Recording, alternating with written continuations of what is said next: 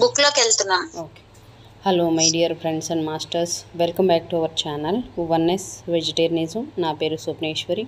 ముందుగా మనందరి గురువైన డాక్టర్ బ్రహ్మర్షి పితామహ పత్రి సార్కి నా యొక్క అనంత కోటి ఆత్మ ప్రణామాలు. సత్యలోకవాసులకి, దివ్యలోకవాసులకి, మహాకరణలోకవాసులకి, నక్షత్రలోకవాసులకి, ఏంజల్స్కి, మహావతార్ బాబాజీకి, బుద్ధ భగవానుడికి, రామ్తా మాస్టర్కి, మహా ఉపాధ్యాయుడు, మాస్టర్ టీచర్, ఇమోటల్ గురువు అయిన తండ్రికి నా యొక్క అనంత కోటి ఆత్మ ప్రణామాలు. ఈ వర్తమాన క్షణంలో ఉన్న అనంతానికి, ఈశ్వానికి, శాంతికి, శక్తికి, కాంతికి, ప్రేమకి, సమస్త మూగజీవులకి, భూమాతకి, పంచభూతాలకి, నా యొక్క స్వయానికి కూడా అనంత కోటి ఆత్మ ప్రణామాలు. మరి రోజులాగానే ఈరోజు మరింత జ్ఞానాన్ని, విజ్ఞానాన్ని షేర్ చేయడానికి Lakshmi madam. Welcome madam, welcome to our session madam. Over to you madam. Thank you madam. Thank you very much. Welcome madam. నాకు జన్మనిచ్చిన నా తల్లిదండ్రులకు ఆత్మ ప్రణామాలు, కృతజ్ఞతలు, ధన్యవాదాలు. బ్రహ్మర్షి విశ్వగురు బ్రహ్మర్షి పితామహ పత్రి మాస్టర్ గారికి మరియు రామ్తా మాస్టర్ గారికి, వంశీ కిరణ్ మాస్టర్ గారికి నా శక్తి ఆత్మ ప్రణామాలు, కృతజ్ఞతలు. నాకు అవకాశం ఇచ్చిన స్వప్నేశ్వర్ మేడం గారికి నా ప్రణామాలు, కృతజ్ఞతలు. Oneness vegetarianism the creator young lady guru Swapneshwar madam గారికి హృదయపూర్వకమైన ఆత్మ ప్రణామాలు, కృతజ్ఞతలు. Thank you madam. విశ్వంలోని ప్రస్తుత వర్తమాన క్షణానికి మరియు నా స్వయానికి, ఈ వర్తమాన క్షణంలోని సమస్త ప్రాణకోటికి, సమస్త మూగ జీవాలకి నా ఆత్మ ప్రణామాలు, కృతజ్ఞతలు. Thank you. వీక్షిస్తున్న ప్రేక్షక దేవుళ్ళందరికీ కూడా నా ఆత్మ ప్రణామాలు, కృతజ్ఞతలు. మనం చదువుకునే బుక్ క్రైస్తవము మరి జెన్. ఇందులో భాగంగా ఈరోజు కోషో మాస్టర్ గారికి నా శతకోటి ఆత్మ ప్రణామాలు, కృతజ్ఞతలు. అద్భుతమైన సత్యాన్ని, జ్ఞానాన్ని అందరికీ పంచుతున్నారు మాస్టర్. మరొక్కసారి నా హృదయపూర్వకమైన కృతజ్ఞతలు, ధన్యవాదాలు. నాన్న కాని నాన్న పిచ్చి పట్టిన కొడుకు మేడం. మిత్రులారా, క్రైస్తవ మతం కుటుంబ వ్యవస్థ మీద ఆధారపడి ఉంది. కుటుంబమే దాని పునాది రాయి అని కొంతమంది క్రైస్తవ మిత్రులు నాకు చెప్పారు. అంతేకాదు, అన్ని రకాల మానసిక రోగాలకు, సామాజిక సమస్యలకు, యుద్ధాలకు, దేశాలకు, తెగలకు కూడా కుటుంబ వ్యవస్థే పునాది రాయి. కానీ దానికి భవిష్యత్తే లేదు. ఎందుకంటే దాని అవసరము, ప్రయోజనాలు ఎప్పుడో గతించాయి. కానీ క్రైస్తవులు మాత్రమే కాకుండా మనమందరం కూడా కుటుంబ వ్యవస్థ ఈ ప్రపంచానికి లభించిన గొప్ప వరంగా భావించేలా తయారయ్యాం. కానీ వాస్తవం పూర్తి భిన్నంగా ఉంది. దాని గురించి మీకు వివరంగా చెప్పాలి. ఎందుకంటే అత్యంత తీవ్రమైన సమస్యలలో కుటుంబ వ్యవస్థ ఒకటి. ముందుగా కుటుంబం ఒక చెరసాల. అది కట్టుదిట్టమైన వ్యక్తుల సమూహం. అది ఎప్పుడు భార్య బిడ్డలను అదుపులో పెట్టాలనే కోరుకుంటుంది. అందుకే ఆ చెరసాలను అతి పవిత్రమైనదిగా చేశారు. కానీ దాని ఫలితాలు చాలా అసహ్యంగా ఉన్నాయి. కాబట్టి అన్ని రకాల కారాగార వాసాలు ఆధ్యాత్మిక ఎదుగుదలను అడ్డుకుంటాయి. బుద్ధుడు, మహావీరుడు ఈ ప్రపంచాన్ని ఎందుకు త్యజించారని మీ ఉద్దేశం? నిజానికి వారు కుటుంబాన్ని త్యజించారే కానీ ప్రపంచాన్ని కాదు. ఎందుకంటే కుటుంబంలో ఉంటే ఎదగలేమని వారికి తెలుసు. నేను తప్ప ఇంతకు ముందెప్పుడు ఇలా ఎవ్వరూ చెప్పలేదు. క్రైస్తవ ధర్మ గ్రంథాలతో పాటు అన్ని మతాల ధర్మ గ్రంథాలు ఎప్పుడు అబద్ధాలే చెబుతూ ప్రజలను సత్యానికి దూరం చేస్తుంది. మీరెక్కడుంటే అక్కడే ఈ ప్రపంచం ఉన్నప్పుడు దాన్ని మీరెలా త్యజించగలరు? కాబట్టి మీరు కేవలం కుటుంబాన్ని మాత్రమే త్యజించగలరు. పూర్వ నిశ్చితాభిప్రాయాలతో కూడుకున్న కుటుంబం ఆ ప్రకారమే తమ పిల్లల్ని తయారు చేస్తుంది. మీరు క్రైస్తవ కుటుంబంలో జన్మిస్తే క్రైస్తవులుగానే తయారవుతారు. అలా అనడం తప్పు అని మీకు ఎప్పుడు అనిపించదు. ఎందుకంటే మీరు అలా ఎదిగారు కాబట్టి. అంతకు మించి మీరు ఆలోచించలేరు. చనిపోయిన ఒక సన్యాసి భార్య, కొడుకు నిన్న రాత్రి ఇక్కడికి వచ్చారు. రోజంతా ఉల్లాసంగా, ఉత్సాహంగా గడిపిన అతని తోటి సన్యాసులతో తాము ఇక్కడే శాశ్వతంగా ఉంటామని చెప్పాడు. కానీ నా మాటలు విన్న తర్వాత వాడు అదిరిపడి తోటి సన్యాసులతో, నేను నమ్మే క్రైస్తవుడిని, కానీ నేను స్వలింగ సంపర్కుడు కాను అన్నాడు ఆవేశంతో. అతని మనసు పూర్వ నిశ్చితాభిప్రాయానికి లోనైనందువల్ల నా మాటలు అతను సరిగ్గా అర్థం చేసుకోలేకపోయాడు. సన్యాసినీలు మాత్రమే స్వలింగ సంపర్కులని నేను చెప్పాను తప్ప క్రైస్తవులందరూ స్వలింగ సంపర్కులని నేను ఎప్పుడు చెప్పలేదు. ఈ సత్యాన్ని గ్రహించలేని చాలా మంది నన్ను అపార్థం చేసుకుంటున్నారు. పైగా నేను దేవుణ్ణి నమ్ముతాను అంటూ గర్వంగా చెప్తున్నాడు. నమ్మకం అంటే అర్థం ఏమిటో తెలుసు, వాడికి ఏమి తెలుసు? నమ్మకం అంటే మీకు తెలియనిది అని. దేవుడు మీకు తెలుసుకోవడం చాలా అజ్ఞానం. కానీ ప్రజలు ఆ నమ్మకాన్ని మీపై బలవంతంగా రుద్దారు. అందుకే మీరు దేవుణ్ణి గుడ్డిగా నమ్ముతారు. దేవుడిపై నమ్మకం ఉన్న వ్యక్తి సిగ్గుపడాలి తప్ప గర్వించకూడదు. మీ అజ్ఞానం బయటపడకుండా చేసేదే నమ్మకం. తెలియడం అనేది పూర్తిగా వేరే విషయం. కానీ క్రైస్తవ మతంతో పాటు అన్ని మతాలు ప్రజలు మనసులను గందరగోళానికి గురి చేస్తూనే ఉన్నాయి. నమ్మకానికి తెలియడం అనే దానికి మధ్య గల స్పష్టమైన వ్యత్యాసాన్ని అవి చెప్పవు. ఒక గుడ్డివాడు కాంతి ఉంది అని నమ్మగలడు, కానీ ఆ నమ్మకం అతనికి ఏమాత్రం ఉపయోగపడదు. కాంతిని చూడాలంటే కళ్ళు ఉండాలి, అప్పుడు నమ్మకం అవసరం ఉండదు. కాంతి, చంద్రుడు, నక్షత్రాలు ఇలా తెలిసిన విషయాలపై మీకు నమ్మకం అవసరమా? అసత్యాలు, కల్పనల విషయంలో మాత్రమే నమ్మకం చోటు చేసుకుంటుంది. సత్యం విషయంలో నమ్మకం అవసరం ఉండదు. ప్రతి విశ్వాస విధానం ఆధ్యాత్మికతను అడ్డుకుంటూనే ఉంటుంది. క్రైస్తవ మతం ప్రకారం మరణం నిషిద్ధ పదం.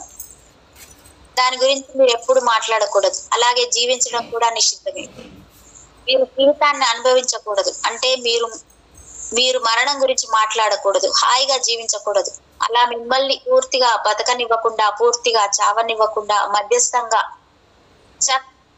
బతికేలా చేస్తారు. అదొక మానసిక వ్యాధిగా పరిణమిస్తుంది.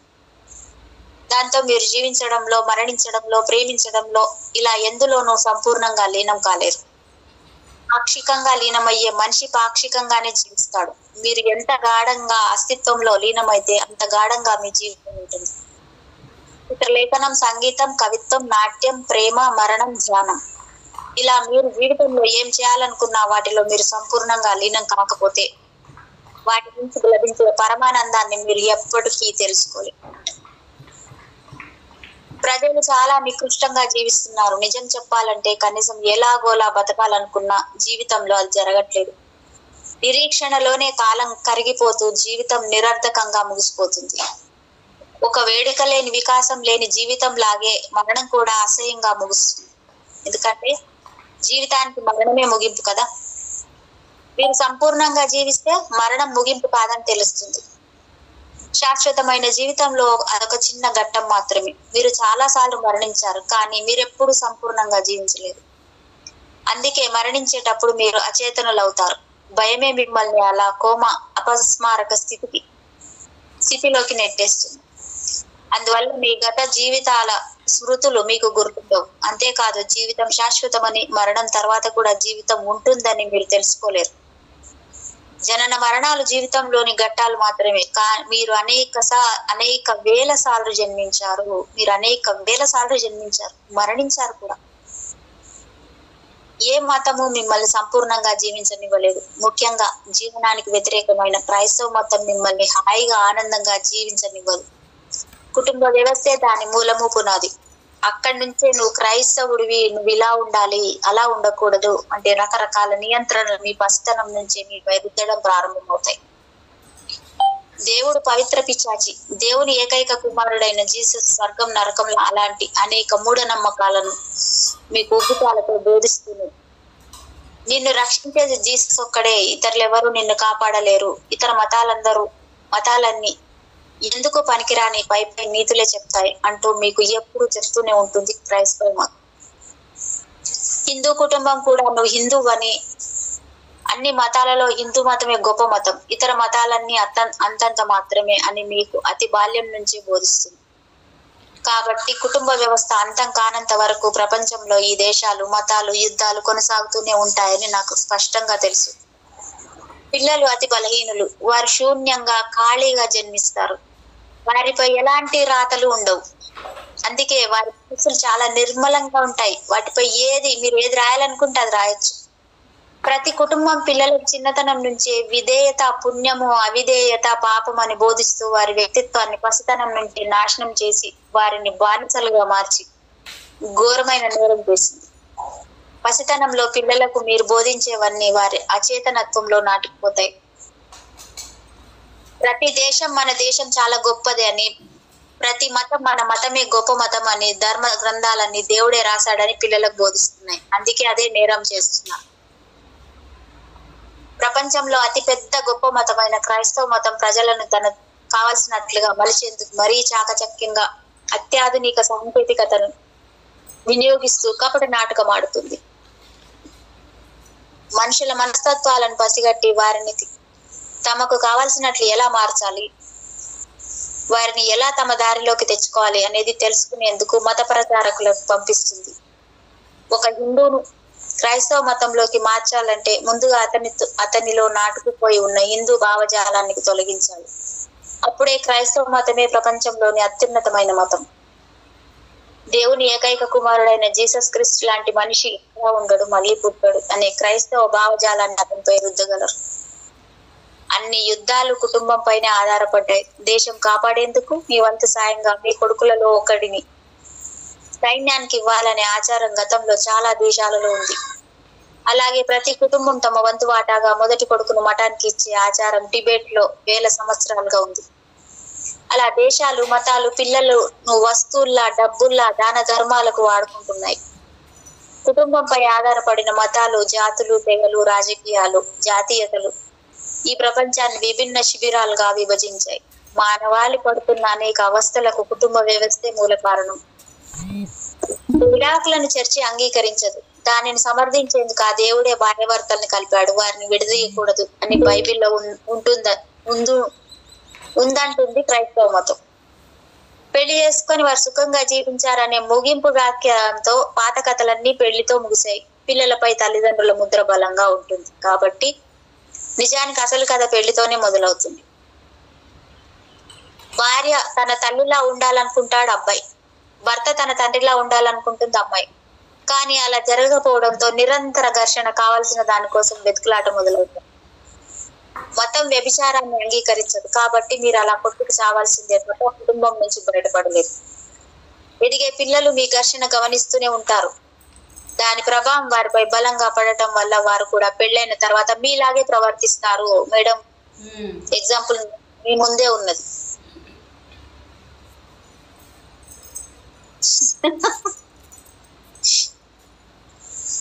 పెళ్ళైన తర్వాత కూడా మీలాగే ప్రవర్తిస్తారు. ఇలా అన్ని రకాల బాధలకు మూల కారణమైన కుటుంబ వ్యవస్థను పునాది రాయని గొప్పగా చెప్పుకుంటుంది క్రైస్తవం. ఎందుకంటే బాధలు ఉన్నప్పుడే మీరు చర్చి చెప్పినట్లు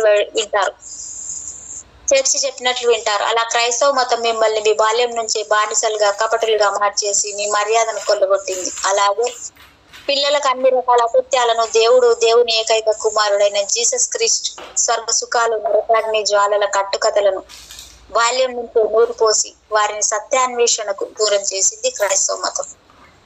అందుకే బుద్ధుడు, మహావీరుడు సత్యానికి, జ్ఞానోదయానికి వ్యతిరేకమైన కుటుంబాన్ని త్యజించారే గాని ఈ ప్రపంచాన్ని త్యజించలేదని నేను అన్నాను. ఎందుకంటే కుటుంబం వారిని హాయిగా ధ్యానం చేసుకొనివ్వలేదు కూడా. క్రైస్తవ మతానికి ప్రార్థన పైన ఆసక్తి తప్ప ధ్యానం పైన లేదు. ఎవరిని ప్రార్థించాలి? కాల్పనిక దేవుడినా, పిచ్చివాడైన జీసస్ ను? ఆకాశంలోకి చూస్తూ చేతులు పైకెత్తి మీరు చేస్తున్న ప్రార్థనను వినేందుకు మేఘాల పైన ఎవరూ లేరు. ప్రార్థన అసలైన మతం కాదు, అదొక పిచ్చి పని. దానిపై ఆధారపడిన ఏ మతము అసలైన మతం కాదు. ధ్యానంపై ఆధారపడిన మతమే ఎంతో కొంత ఆధ్యాత్మికతను కలిగి ఉంటుంది.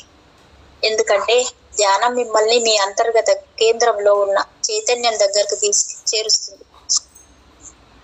కాబట్టి క్రైస్తవ మతంతో పాటు ప్రార్థించే మతాలన్నీ చేస్తున్నదేమిటి?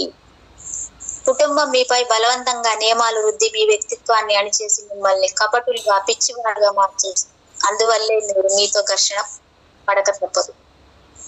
నేను ఒకరింటికి వెళ్ళాను. వారికి ఒక్కడే ఒక కొడుకు. వాడు వచ్చి నా పక్కనే కూర్చుని, జీవితంలో నువ్వేం సాధించాలనుకుంటున్నావని నేను వాడిని అడిగాను. ఏమీ అనుకోలేదు. ఎందుకంటే నేను డాక్టర్ అవ్వాలని నాన్న, ఇంజనీర్ అవ్వాలని అమ్మ, హీరో అవ్వాలని పెదనాన్న, రాజకీయ నాయకుడు అవ్వాలని చిన్నాన్న అంటున్నారు. మీరు అడిగినట్లు వారెప్పుడూ నన్ను అడగలేదు అన్నాడు. అయితే నువ్వు ఒక నిర్ణయానికి వచ్చే వరకు ఎవరి మాటలు వినకుండా గ్రంథాలయానికి వెళ్ళి అన్ని రకాల పుస్తకాలు చదువు. వాటిలో ఏ విషయం నీకు నచ్చుతుందో ఆ పని చెయ్యి అన్నాను నేను వాడితో. వాడు నవ్వుతూ నా చెవిలో రహస్యంగా, నాకు నిజంగా గిటార్ నేర్చుకోవాలని ఉంది, పక్కింటి వాడు రోజు వాయిస్తూ ఉంటాడు, ఈ విషయం ఎవరికి చెప్పకండి అన్నాడు. అయితే అయితే అదే నేర్చుకో. రోగులను చంపేందుకు డాక్టర్లు, వంతెనలు కూర్చేందుకు ఇంజనీర్లు చాలా మంది ఉన్నారు. నువ్వు నీ మాట మీద నిలబడు. ఎవరి మాటలు వినకు. వారు నిన్ను మార్చేందుకు అన్ని రకాలుగా ప్రయత్నిస్తారు. ఈ విషయం ఎవరికి చెప్పనులే అన్నాను వాడి చెవిలో రహస్యంగా. కుటుంబం మీపై అనేక నియమాలు రుద్ది మీలో అనేక రకాల ఆశలు, కోరికలు రేకెత్తించి మిమ్మల్ని అనేక అవస్థలకు గురి చేస్తుంది. అందువల్ల మీరు ధ్యానానికి దూరం అవుతారు. అందుకే నేను కుటుంబ వ్యవస్థకు వ్యతిరేకిని. అది విచ్ఛిన్నమైనప్పుడే ఈ దేశాలు, తెగలు, కులాలు, మతాలు, చర్చిలు వాటంతటవే అంతరించిపోయి ప్రపంచం అంతా ఒకటవుతుంది. ఈ రోజు చివరి రోజు కాబట్టి క్రైస్తవ మతం గురించి చివరగా ఒక విషయం చెప్పి నా ప్రసంగాలన్నీ ముగిస్తాను. వివిధ క్రైస్తవ తెగలకు చెందిన అనేక వేదాంత సదస్సులను అధ్యయనం చేసిన ట్రాపిస్ట్ క్రైస్తవుడైన థామస్ మెర్టన్ రచనలంటే నాకు చాలా ఇష్టం. కానీ అతని జీవితం అమెరికాలోని ట్రాపిస్ట్ మఠంలో ముగిసింది. అదొక స్వీయ చిత్రహింస నిలయం. పేరుకు తగినట్టు నిజంగా అదొక పెద్ద వల. అక్కడి నియమాలు చాలా కఠినంగా ఉంటాయి. అందులో చిక్కుకున్నవాడు బయటపడటం చాలా కష్టం. అయినా అందులో చేరాలని వచ్చిన ఒక వ్యక్తికి నియమాలన్నీ చెప్పాడు మఠాధిపతి. వాడిలో 7 సంవత్సరాలకు ఒకేసారి మాట్లాడాలి అనేది ఒక నియమం. 7 సంవత్సరాలకు ఒక్కసారి మాట్లాడాలి అనేది ఒక నియమం. అందుకు ఒప్పుకొని మఠంలో చేరిన వెంటనే అతనికి ఒక గది ఇచ్చారు. నియమాలు మొదలయ్యాయి. 7 సంవత్సరాల వరకు అతను ఏది మాట్లాడకూడదు. గది చాలా ఇరుకుగా ఉంది. కిటికీ తలుపులు విరిగిపోయింది. వర్షం వచ్చినప్పుడు గది పరుపు పూర్తిగా తడిసిపోతున్నాయి. దాంతో అతనికి రొంప జలుబు పట్టుకుంది. పరుపు పూర్తిగా నాశనమైంది. కానీ ఏది మాట్లాడలేడు. అలా బాధలతో 7 ఏళ్లు ముగియగానే అతని కిటికీ సరిగ్గా లేదు, వర్షం వల్ల చాలా బాధపడ్డాను అని మఠాధిపతికి విన్నవించుకున్నాడు.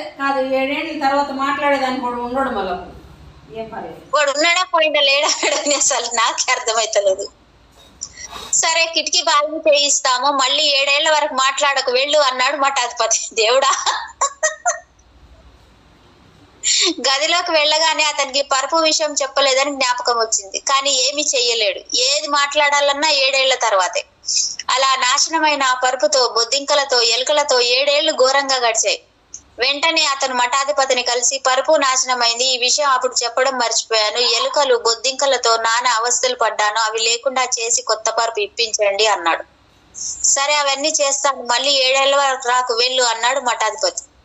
అన్నట్లుగానే ఎలుకలు, బొద్దింకలు లేకుండా చేశారు. కొత్త పరుపు వచ్చింది. కానీ అది గది కన్నా చాలా పెద్దది కావడంతో బలవంతంగా దాన్ని గదిలోకి నెట్టారు. ఆ ప్రయత్నంలో కిటికీ తలుపు విరిగిపోయింది. దాంతో పాత కథ, వర్షాలు, ఎలుకలు, బొద్దింకలు మళ్ళీ మొదలైంది. మళ్ళీ 7 ఏళ్లు ఈ బాధలు పడుతూ బతకగలనా అనిపించింది అతనికి. కానీ అన్ని అవస్థలు పడుతూ అతను బతికాడు. ఎలాంటి పరిస్థితులలోనైనా తట్టుకుని సామర్థ్యం మనిషికి ఉంది. 7 ఏళ్లు ముగిశాయి. వెంటనే అతను మఠాధిపతిని కలిసి తన బాధలు చెప్పబోతుండగా, ఇక చాలు, ఏది చెప్పొద్దు, వచ్చినప్పటి నుంచి ఏవో ఫిర్యాదులు చేస్తూనే ఉన్నావు, నీ మాటలు నేను వినేది లేదు, వెంటనే మఠం వదిలి వెళ్ళిపో అన్నాడు మఠాధిపతి. అతను తాను చెప్పదలుచుకున్నది ఏది చెప్పలేకపోయాడు. అతన్ని మఠం నుంచి గెంటేశారు. 21 సంవత్సరాల స్వీయ చిత్రహింస తర్వాత అతనికి దక్కిన ఫలితం ఏంటి? మహామేధావి ట్రాపిస్ట్ మఠ సన్యాసి అయిన థామస్ మెర్టన్ అతి త్వరలో జపాన్ లో అడుగు పెడతాడని నాకు ఎప్పుడు అనిపించేది. అతని రచనలు, జెన్ విధానంపై అతనుకున్న అవగాహన చాలా అద్భుతంగా ఉంటాయి. కానీ అతనికి ధ్యానం గురించి ఏమీ తెలియదు. ఎందుకంటే క్రైస్తవ మతం ధ్యానాన్ని అంగీకరించదు. జెన్ మఠంలో చేరి జెన్ విధానంపై మరింత లోతుగా అధ్యయనం చేసేందుకు అతను జపాన్ వెళ్ళాలనుకున్నాడు. ఎందుకంటే క్రైస్తవ మతం అతనికి దక్కింది ఏమీ లేదు. ట్రాపిస్ట్ మఠాధిపతులను ఎన్నిసార్లు అభ్యర్థించినా జపాన్ వెళ్లేందుకు అతనికి అనుమతి లభించలేదు. ఎందుకంటే జెన్ గురించి తెలుసుకున్న వారికి క్రైస్తవ మతం కాలకూట విషయంలా కనిపిస్తుంది. అందువల్ల వారు క్రైస్తవ మతాన్ని వెంటనే వదిలేస్తారు. ఎలాగైనా జపాన్ వెళ్లాలనుకుంటున్న అతనికి థాయిలాండ్ క్యాథలిక్ సమావేశాలు దారి చూపాయి. వెంటనే ఆ సమావేశాలలో ప్రసంగించేందుకు అనుమతి ఇవ్వమని అతను మఠాధిపతులకు అభ్యర్థించగా ఎట్టకేలకు అతనికి అనుమతి లభించింది. థాయిలాండ్ నుంచి జపాన్ చాలా దగ్గర కాబట్టి ఏదో విధంగా అక్కడ నుండి తప్పించుకొని జపాన్ వెళ్ళిపోవచ్చని అతని ఆలోచన. మహా అయితే చర్చి నుంచి వెలివేస్తారు. చర్చి నుంచి దక్కింది ఏమి లేదు కాబట్టి నష్టపోయేది ఏమీ ఉండదు అనుకున్నాడు థామస్ మెర్టన్. కానీ ట్రాపిస్ట్ మఠాధిపతులు అతని కదలికలపై గట్టి నిఘా పెట్టారు. అది గమనించిన థామస్ మెర్టన్ కి తనను ఎలాగైనా చంపేస్తారని తెలియడంతో సమావేశాలలో తన ప్రసంగాన్ని ముగించే ముందు అలా ఈ రాత్రి నేను కనుమరుగైపోతున్నాను అన్నాడు. అన్నట్లుగానే ప్రసంగం ముగిసిన 2 గంటల్లో అనుమానాస్పద పరిస్థితిలో అతను తన గదిలో చనిపోయాడు. ట్రాపిస్ట్ మఠాచారం ప్రకారం అతని మృతదేహానికి యథావిధిగా జరగవలసిన అటాప్సీ ఎంబాంలు జరగపోవడం అది సాధారణ మరణం కాదని అతన్ని ఎవరు హత్య చేశారని వచ్చిన వదంతులు వాస్తవం అని నిరూపించాయి. పైగా అతని మృతదేహాన్ని ట్రాపిస్ట్ మఠానికి చేర్చేందుకు 6 రోజులు పట్టింది. కావాలనే వారు అలా చేశారు. ఎందుకంటే 1 రోజుల్లో మృతదేహం పూర్తిగా కుళ్ళిపోతుంది. అప్పుడు అటాప్సీ శవ పరీక్ష చేయడం కుదరదు. కాబట్టి అతను ఎలా చనిపోయాడన్న వాస్తవాలు బయటపడవు. అది మఠం తీరు. థామస్ మెర్టన్ తన చివరి పుస్తకంలో ఒక రచయితగా జపాన్ వెళ్లి జపనీయుల విధానాలను ప్రత్యేకించి జెన్ అనుభవాలను, దాని మూలాలను, దాని మార్మిక రహస్యాలను అనుభవపూర్వకంగా అధ్యయనం చేయాలనే బలమైన కోరిక నాలో బలంగా ఉన్నప్పటికీ ఈ మఠం నుంచి బయటపడలేను. కాబట్టి ఆసియా దేశాలు పర్యటించి నేను తెలుసుకోవాలనుకున్న ముఖ్య విషయాలను ఎప్పటికీ తెలుసుకోలేను అని రాశాడు. ట్రాపిస్ట్ మఠ జైలు జీవితం ఇలా ఉంటుంది. ఈ పుస్తకం అతను చనిపోయిన 20 సంవత్సరాల తర్వాత బయటపడింది. క్రైస్తవ మతం గురించి ఇంతకన్నా ఏం చెప్పాలి? కాబట్టి క్రైస్తవ మతానికి వ్యతిరేకంగా చెప్తున్న నా వాదనలను నేటితో ముగిస్తున్నాను. చివరగా జెన్ గురించి మరికొన్ని ముఖ్య విషయాలు చెప్తాను. మనిషి శరీరంలో 7 చక్రాలు ఉంటాయి. వాటిని 7 సింహాలు అంటుంది జెన్. మొదటిది మూలాధార చక్రం. దీనినే కామ కేంద్రం అని కూడా అంటారు. మొత్తం జీవశక్తి అంతా ఈ కేంద్రంలో నిక్షిప్తమై ఉంటుంది. రెండవది స్వాదిష్టాన చక్రం. జపనీయులు దీనిని హర కేంద్రం అంటారు. ఇది కామ కేంద్రానికి కొద్దిగా పైన బొడ్డు కింద భాగంలో ఉంటుంది. ఎవరైనా ఆత్మహత్య చేసుకోవాలనుకుంటే జపనీయులు ఆత్మహత్యకు హరకిరి అంటారు. స్వాదిష్టాన చక్రమైన హరకేంద్రంలో కత్తిని గుచ్చితే ఏమాత్రం బాధ తెలియకుండా ప్రాణం అనంత విశ్వంలో కలిసిపోతుంది. ఇలా మీ పక్కనే ఉన్న వ్యక్తి ఆత్మహత్య చేసుకొని చనిపోయినా మీకే తెలియదు. అంత నిశ్శబ్దంగా ప్రాణం పోతుంది. మూడవది నాభి బొడ్డు దగ్గర ఉండే మణిపూరక చక్రం. నాలుగవది హృదయం దగ్గర ఉండే అనాహత చక్రం. ఐదవది గొంతు దగ్గర ఉండే విశుద్ధ చక్రం. ఆరవది 2 కనుబొమ్మల మధ్య ఉండే మూడవ నేత్రమైన ఆజ్ఞా చక్రం. ఏడవది శిరస్సు పైభాగంలో ఉండే సహస్రార చక్రం. ఒకసారి ఈ చక్రాల ప్రాముఖ్యతను మీరు అర్థం చేసుకొని ధ్యానం ద్వారా సాధన చేస్తే మీలో నిక్షిప్తమై ఉన్న జీవశక్తి ఆరోహణ క్రమంలో పైకి కదిలి మూలాధార చక్రం నుంచి సహస్రార చక్రానికి చేరుకుంటుంది. ప్రతి చక్రానికి దానిదైన భావ వ్యక్తీకరణ ఉంటుంది. ధ్యానం ద్వారా మీలోని జీవశక్తి ఏ చక్ర స్థాయికి చేరుకుంటే ఆ ప్రకారం మీ జీవితం మారుతూ ఉంటుంది. మీరు మీ మొత్తం జీవశక్తి నిక్షిప్తమై ఉన్న మూలాధార చక్రమైన కామకేంద్రం దగ్గర ఉన్నప్పుడు మీరు అణిచివేతకు గురై వక్ర మార్గం పట్టిన క్రైస్తవ భ్రష్ట సన్యాసి కాకపోతే మీ ఏకాగ్రత అంతా మీరు పురుషులైతే స్త్రీ పైన, స్త్రీ అయితే పురుషుని పైన ఉంటుంది. అదే మీరు క్రైస్తవ భ్రష్ట సన్యాసి లేదా సన్యాసిని అయితే మీ ఏకాగ్రత అంతా స్వలింగ సంపర్కం హోమోసెక్స్ పైనే ఉంటుంది. అలా వీలు కానప్పుడు మీరు జంతువులు వెంట పడతారు. దీనినే మృగ సంపర్కం, బిస్టియాలిటీ అంటారు. ముందుగా ఆడ జంతువుల వెంట, అది కుదరకపోతే మగ జంతువుల వెంట పడతారు. మగ కుక్కల వెంట పడి స్త్రీలను చూశాను. ఇది విపరీతం. ఇలా స్త్రీ పురుషులు స్వలింగ మృగలింగ సంపర్కానికి గురై ఎయిడ్స్ రోగులు అవడానికి 90% బాధ్యత క్రైస్తవులది. క్రైస్తవ మతం ఈ ప్రపంచానికి అందించిన ఏకైక బహుమతి ఎయిడ్స్. మీరు భ్రష్టులు కాకపోతే మీలోని జీవశక్తి మూలాధార చక్రమైన కామకేంద్రం నుంచి స్వాదిష్టాన చక్రమైన హరకేంద్రానికి చేరుకుంటుంది. అంటే మీరు జనన కేంద్రం నుంచి దానికి అతి సమీపంలో ఉన్న మరణ కేంద్రానికి చేరుకున్నట్లు. అప్పుడు మీకు శృంగారంపై ఆసక్తి పూర్తిగా నశిస్తుంది. కానీ అది బ్రహ్మచర్యం కాదు, మీ జీవశక్తి కొద్దిగా పైకి కదిలింది అంతే. అలా మీరు హరకేంద్రానికి చేరుకోగానే మృత్యువు గురించిన మీకు అంతా తెలుస్తుంది. జననం మరణానికి ప్రారంభమని, జననంలోనే మరణం ఉంటుందని, జననం విత్తనం అయితే మరణం పుష్పమని, ఊయల నుంచి సమాధికి చేరేందుకు 70 ఏళ్లు పడుతుందని, అదొక 70 ఏళ్ల వృక్షమని, మరణం కూడా మీ జీవితంతో పాటే ఎదుగుతూ మీ కూడా వస్తూనే ఉంటుందని, అది ఏదో ఒక రోజు డబ్బు, అధికారం, హోదా, గౌరవం, ప్రతిష్టల వంటి అల్పమైన వాటి కోసం అనవసరంగా ఆరాటపడే మిమ్మల్ని ఉప్పెనలా ఆక్రమించి మీ వ్యక్తిత్వాన్ని కబళించి వేస్తుందని, మరణం తప్పదని, అందరిలాగే మీరు మరణిస్తారని మీకు తెలిసిన వెంటనే మరణం తర్వాత ఏమవుతుంది, మీలో శాశ్వతంగా ఉండేదేమిటి అనే వాటి గురించి మీరు తెలుసుకునేందుకు, అన్వేషించేందుకు ఆరాటపడటం స్పష్టంగా తెలుసు. మీ జీవశక్తి స్వాదిష్టాన చక్రమైన హరకేంద్రం నుంచి నాభి బొడ్డు దగ్గరికి ఉండే 3వ కేంద్రమైన మణిపూరక చక్రానికి చేరుకోగానే మీరు మేధోపరమైన జ్ఞానాన్ని విడిచిపెట్టి అనుభవ జ్ఞానం కోసం ఆరాటపడడం ప్రారంభిస్తారు.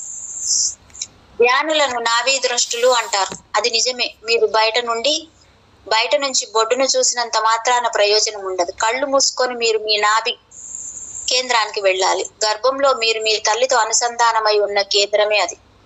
దాని వెనకాలే మీ ఉనికి ఉంటుంది. అందుకే నాభి స్థానాన్ని మీ ఉనికి కేంద్రం అని అంటారు.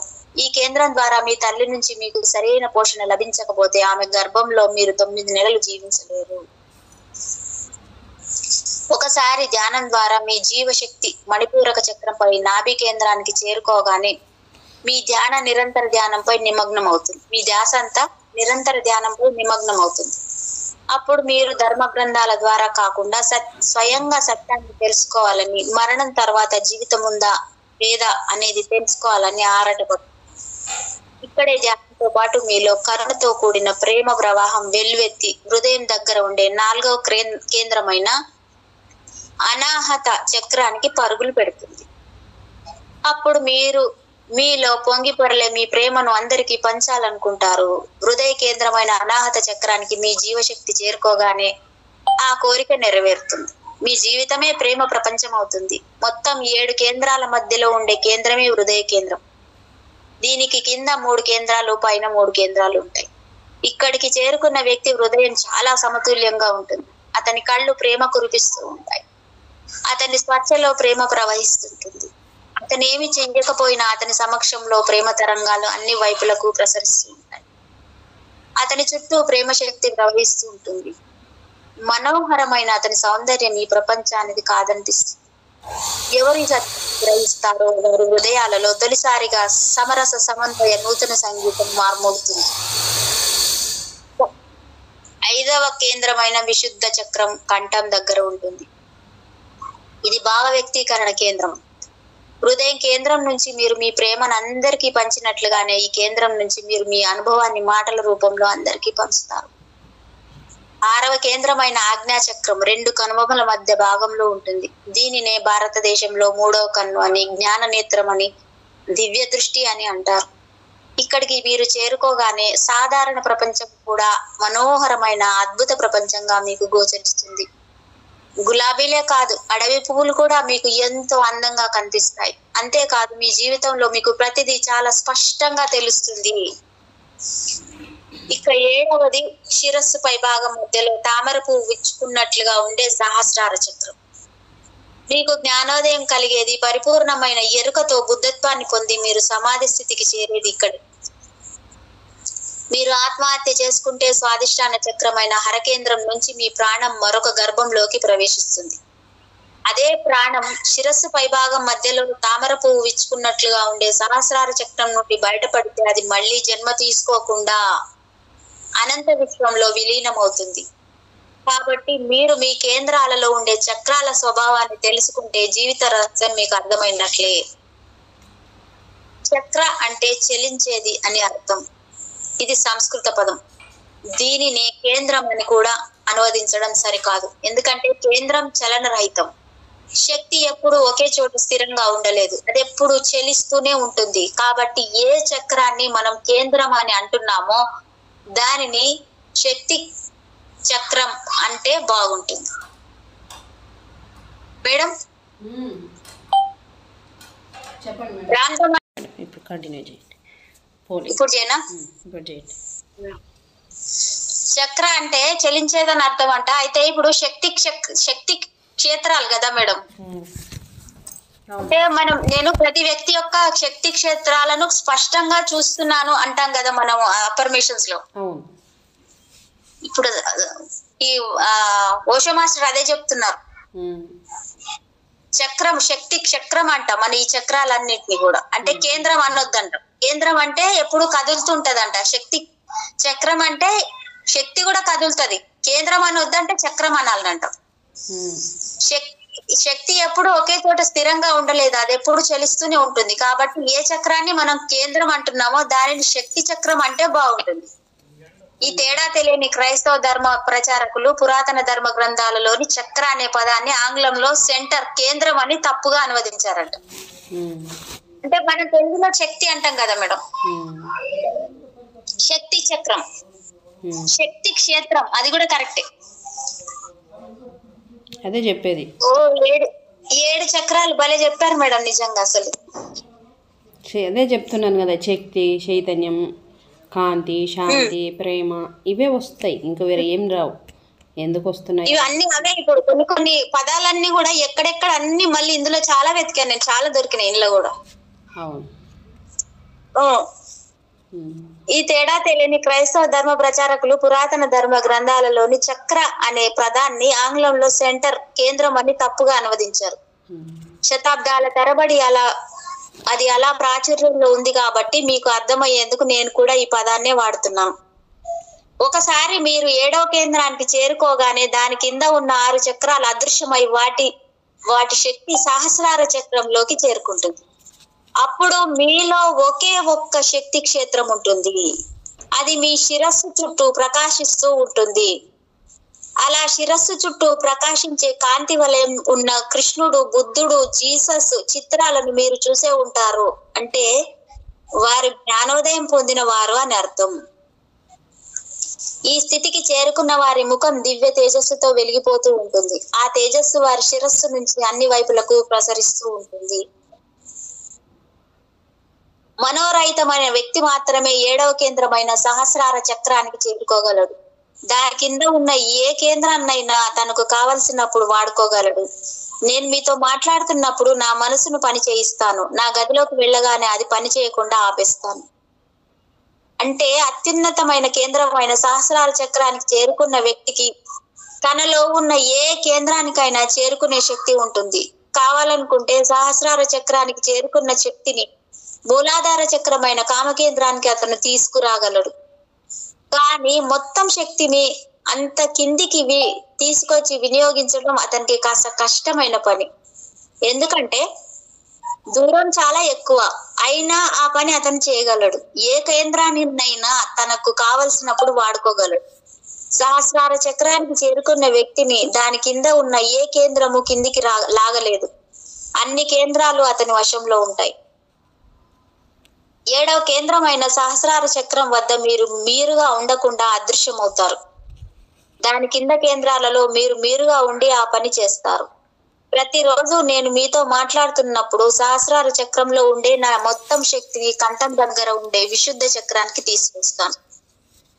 నా ప్రసంగం ముగియగానే ఆ శక్తి సహస్రారానికి చేరుకుంటుంది. ఇలా సహస్రారానికి చేరుకున్న వ్యక్తి ఏది కావాలనుకుంటే అది చేయగలడు. మనీషా ప్రశ్న: ప్రియతమ గురువర్య, జీవితం ముగిసినప్పుడే క్రైస్తవులు పండుగ చేసుకుంటారు. ఎందుకంటే క్రైస్తవులు జీవితానికి వ్యతిరేకులు. వారి మతం వారికి అదే బోధించింది. పైగా జీవితం లాగే నిషిద్ధమైన మరణం కూడా దీనావస్థకు కారణమని ఎవరికైనా అనిపిస్తుంది. దయచేసి దీనిపై వ్యాఖ్యానించండి. జీవితము మరణము వేరు కాదు మనీషా, అవి ఒకే నాణ్యానికి 2 పార్శ్వాలు. నువ్వు ఒక పార్శ్వాన్ని స్వీకరించి 2వ పార్శ్వాన్ని నిరాకరించి పారేయలేవు. అది అసాధ్యం. ఎందుకంటే 2 పార్శ్వాలు నాణ్యానికి 2 పక్కలా ఉంటాయి. స్వీకరిస్తే రెండింటిని స్వీకరించాలి, లేదా రెండింటిని విడిచిపెట్టాలి. నువ్వు జీవితాన్ని నిరాకరిస్తే మరణాన్ని కూడా నిరాకరించవలసి వస్తుంది. అదే నువ్వు జీవితాన్ని అంగీకరించి దాన్ని ఆనందంగా అనుభవిస్తే మరణాన్ని కూడా నువ్వు ఆనందంగా అనుభవిస్తావు. క్రైస్తవ మతం ఆ రెండింటిని విడిచిపెట్టింది. వారు జీవితాన్ని ఆనందించలేరు, మరణాన్ని ఆహ్వానించలేరు, ఎందుకంటే అవి రెండు వారికి నిషిద్ధం. నేను ఆ రెండింటిని స్వీకరించి వాటిని ఆనందిస్తాను. ఎందుకంటే శాశ్వత తీర్థయాత్రలో జనన మరణాలు అతి చిన్న ఘట్టాలు మాత్రమే. ఆ మజిలీలు ఒక అనంతం నుంచి మరొక అనంతానికి అలా శాశ్వతంగా కొనసాగుతూనే ఉంటాయి. క్రైస్తవ సన్యాసిగా అయ్యేందుకు పూనాలోని సోసో సెలిబేట్ సెమినరీలో అధ్యయనం చేస్తున్న పుంగి యూదుల జీసస్ ను శిలువ వేసిన కథ విని అదిరిపడ్డాడు. నేర్చుకున్న పాఠాలను పూనా వీధుల్లో అందరికి చెప్పేందుకు కొత్తగా చేరిన విద్యార్థులందరికీ ఆ రోజు మధ్యాహ్నం బయటకు పంపించారు. తన బైబిల్ ప్రసంగానికి అనువైన ప్రదేశం కోసం వెతుకుతున్న పుంగికి ఒక యూదు యాత్రికుడు ఎదురయ్యాడు. వెంటనే అతనికి యూదులు జీసస్ ను శిలువ వేసిన కథ జ్ఞాపకం వచ్చి ఆవేశంతో రెచ్చిపోయి ఆ యూదు యాత్రికుడిని చితకబాదాడు. ఎందుకు నన్నలా కొడుతున్నావు, ఎందుకలా నన్ను కొడుతున్నావు అని ఆ యూదు యాత్రికుడు అడిగాడు. ఎందుకా, మీ యూదులందరూ మా జీసస్ ను శిలువ వేసి చంపేశారు అన్నాడు పుంగి ఆవేశంతో. అది నా తప్పు కాదు, ఎప్పుడో 2000 సంవత్సరాల క్రితం అది జరిగితే ఇప్పుడు నన్ను అనవసరంగా కొడుతున్నావు అన్నాడు ఆ యూదు యాత్రికుడు. అయితే ఏమిటి, దాని గురించి నేను ఇప్పుడే విన్నాను అంటూ అతని ముఖంపై పిడిగుద్దులు గుద్దాడు పుంగి. మతాచార్యునిగా విసిగిపోయిన పోలాక్ పోప్ కార్డినల్ టెక్సాస్ లో నాకు గాలిలో హాయిగా ఎగరాలనుందో అన్నాడు. అయితే విమానాన్ని ఏర్పాటు చేయమంటారా అన్నాడు టెక్సాస్. విమానంలో వివరించడం కాదు, ఆ నకిలీ మహర్షి మహేష్ యోగి గాలిలో తేలుతూ వెళతాడే, అలా నేను కూడా గాలిలో తేలిపోతూ ఎగరాలనుంది. వారం రోజుల యోగ సాధన ద్వారా అలా గాలిలో తేలుతూ ఎగరవచ్చని ఆయన ఇక్కడికి వచ్చినప్పుడు చెప్పారు. ఆనాడు పోలాక్ పోప్ వెంటనే మహర్షి మహేష్ యోగికి ఫోన్ చేసి విషయం చెప్పాడు. వెంటనే గాలిలో ఎగిరే యోగ రహస్యాలకు పోపు నేర్పేందుకు లూలు అనే అందమైన అమ్మాయిని పంపించాడు మహేష్ యోగి. లూలును చూడగానే తొలి చూపు వలలో పడ్డాడు ముసలి పోపు. రాత్రి పగలు పోపు దగ్గరే ఉండి తనకు తెలిసిందంతా నేర్పింది లూలు. వారం రోజుల శిక్షణ అనంతరం గాలిలో ఎగిరేందుకు సిద్ధమైన పోపు మేడపైకి వెళ్లి చేతులు చాచి గాలిలోకి దూకి పక్షి రెక్కలు ఊపుతున్నట్లుగా చేతులు ఊపుతూ భలే భలే అంటూ ఆకాశంలో ఎగురుతూ కిందకి చూడగానే మేడపైన నగ్నంగా నీరెండ స్నానం చేస్తున్న లూలు కనిపించింది. వెంటనే పోపు ఆమె పైకి వాలి ఆటవిక శృంగారం కానిచ్చి ఈ విషయాన్ని కెట్సాఫ్ కు చెప్పాడు. ఆహా, అది నిజంగా ఆమె ఆశ్చర్యపరిచి ఉంటుంది అవునా అన్నాడు కెట్సాస్ పోపుతో. అవుననుకో, కానీ అది పవిత్ర పిచాచిని ఆశ్చర్యపరిచిన దానిలో సగం కూడా కాదులే అన్నాడు చావు దెబ్బలు తిన్న పోపు. చూడండి మేడం, ఎలా ఉంది వీళ్ళ పరిస్థితి. వీళ్ళు చర్చికి పోపులా, వీళ్ళు పోపులుగా తోపులు అనుకునే పోపులు అవి. పోపులు మనం ఈ నూనె పెట్టి పోపులు వేయాలన్నమాట ఇలా.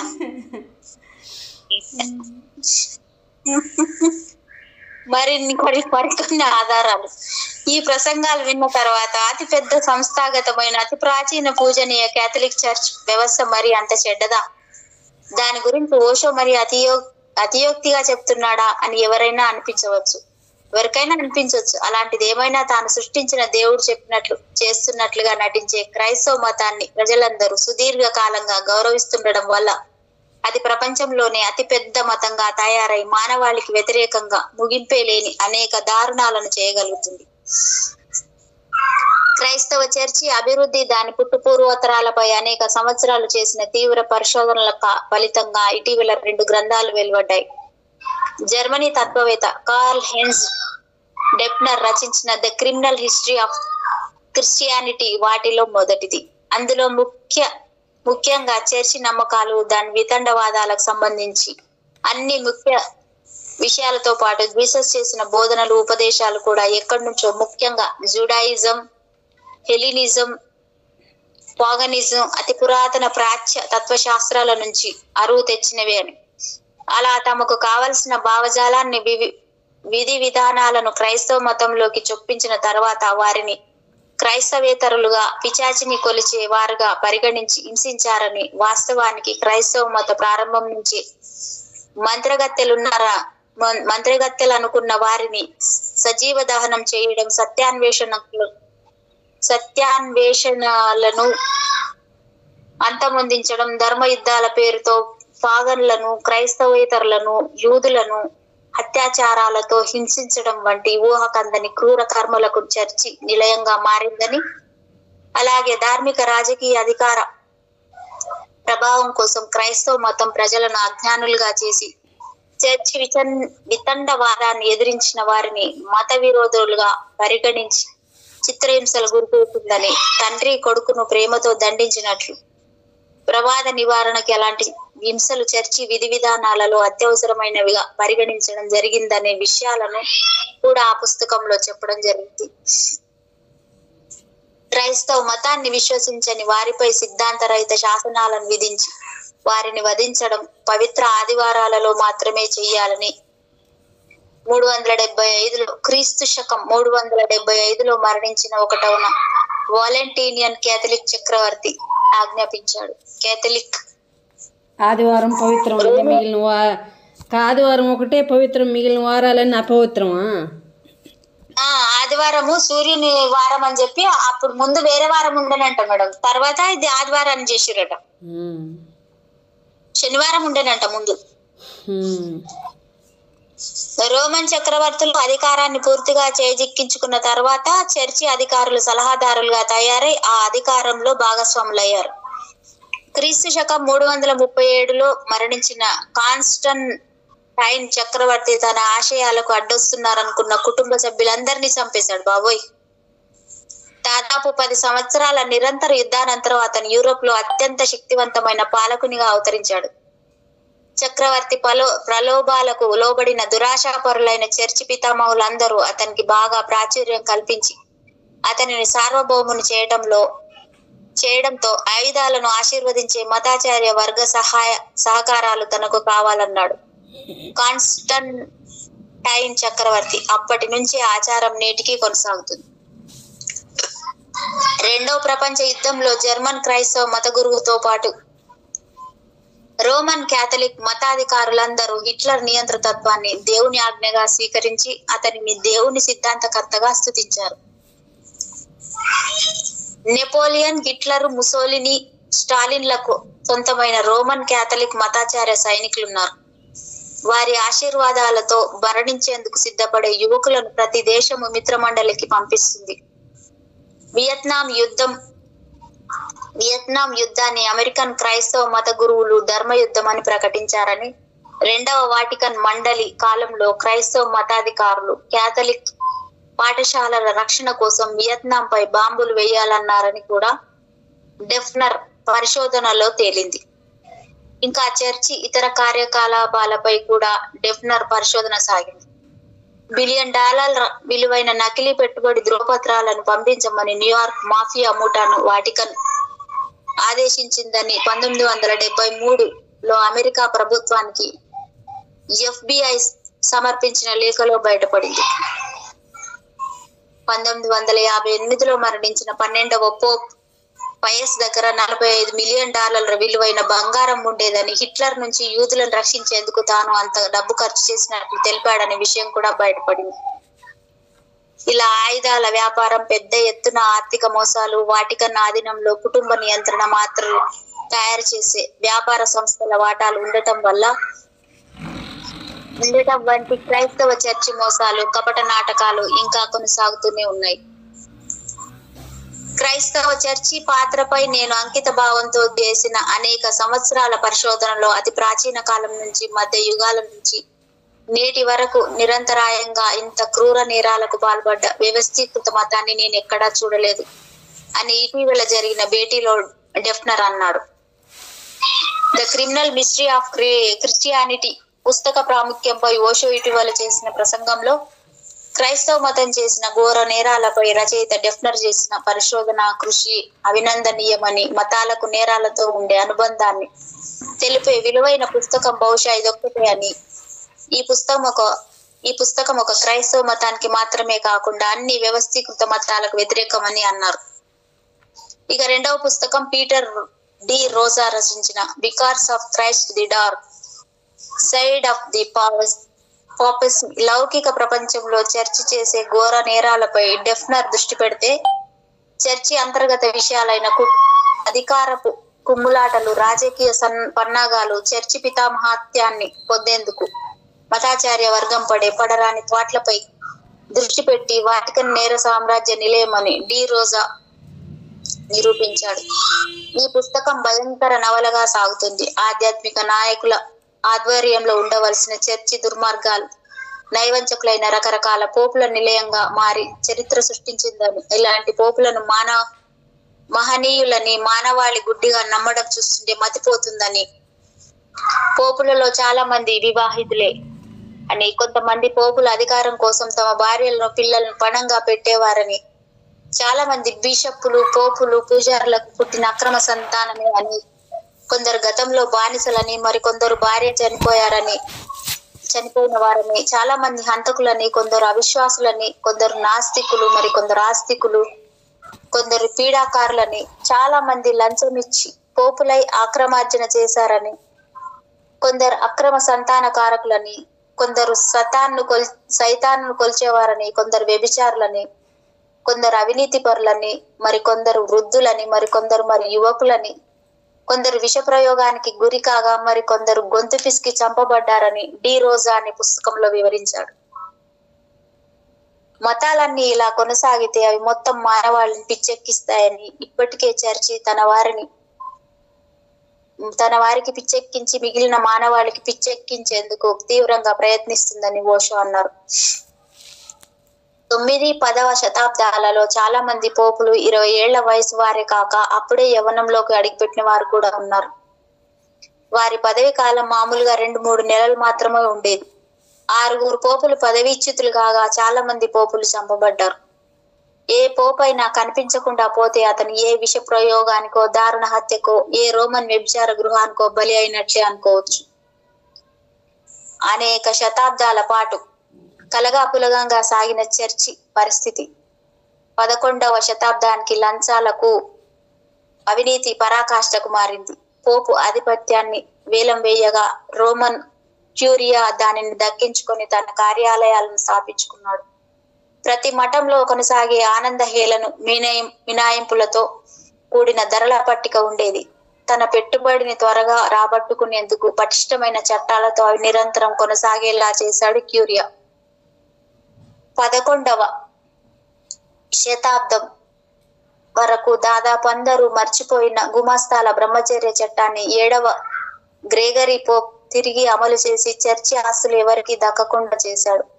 అతను అలా చట్టాన్ని తిరిగి అమలు చేయడం వల్ల అనేక మంది అమాయక భార్యలు అసలైన వ్యభిచారులుగా మారడం జరిగింది. అంతేగాక అతను జర్మన్ క్రైస్తవ మతాధికారులను పౌరోహిత్యం గురించి తొలగించడం ప్రారంభించగానే ఆ స్థానాలను అతను ఎలా భర్తీ చేస్తాడని వారి స్వదేశీయులు గట్టిగా ఫిర్యాదు చేయగా చివరికి 1076వ సంవత్సరంలో కొంతమంది ఇటలీ క్రైస్తవ మత గురువుల బృందం పావియాలో కలుసుకొని వాస్తవాలను తెలుసుకొని 7వ గ్రెగరీ పోపుని వెలివేశారు. మొత్తానికి వాస్తవం వేరైనప్పటికీ యుగ యుగాలుగా సిద్ధాంతపరంగా ఎలాంటి మార్పుకు లోను కాకుండా ఉండేలా చర్చి నెట్టుకొచ్చిందని అధిక శాతం క్యాథలిక్కులు ఒప్పుకున్నారు. అందుకే సాధికార సంస్థలన్నింటిలాగా కేథలిక్ చర్చ్ కూడా తనకు కావలసిన ముఖ్యమైన మార్పులు చేసిందని ఒప్పుకునేందుకు నిరాకరించిందని. ఎందుకంటే అలా ఒప్పుకుంటే గతమంతా ఒక పీడకలగా గడిచిందని ఒప్పుకున్నట్లయితే చర్చి భావించిందని డి రోజా తన పుస్తకంలో పేర్కొన్నాడు. గతమంతా ఒక పీడకలగా గడిచిందని ఒప్పుకున్నట్లు అవుతుందని చర్చి భావించిందని డి రోజా తన పుస్తకంలో పేర్కొన్నాడు. కాబట్టి వాస్తవాన్ని గురించి 2000 సంవత్సరాల పీడకల లాంటి క్రైస్తవ మతం నుంచి ప్రజలందరూ తెలివిగా బయటపడాలని నేను ఆశిస్తున్నా. Thank you master. Thank you very much. అయిపోయిందా మేడం? యా. ఓ చిన్నదేనా బుక్? అసలు చిన్నదే. ఎంత అంటే 194 పేజీలు madam. Okay, thank you madam. Thank you.